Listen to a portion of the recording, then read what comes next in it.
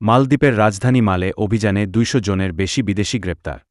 মালদ্বীপের রাজধানী মালে শহরে শনিবার পরিচালিত অভিযানে ভিসা ও কাগজপত্র সংক্রান্ত অভিযোগে ২০০ জনের বেশি বিদেশিকে গ্রেপ্তার করা হয়েছে।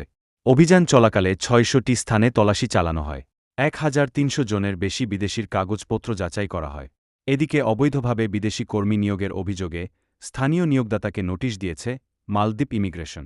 অভিযানের পর প্রবাসী বাংলাদেশিদের মধ্যে উদ্বেগ ও আতঙ্ক ছড়িয়ে পড়েছে। বিশেষ করে যাদের ভিসা নবায়ন বা ওয়ার্ক পারমিটের প্রক্রিয়া চলমান রয়েছে, তারা বেশি দুশ্চিন্তায় রয়েছেন। তবে সংশ্লিষ্টরা বলছেন, বৈধ কাগজপত্র সঙ্গে রাখা এবং ইমিগ্রেশন আইন মেনে চললে আতঙ্কিত হওয়ার কারণ নেই। একই সঙ্গে আটক ব্যক্তিদের পরিচয়, অভিযোগ এবং পরবর্তী আইনি প্রক্রিয়া সম্পর্কে দ্রুত আনুষ্ঠানিক তথ্য প্রকাশের দাবি জানিয়েছেন প্রবাসীরা।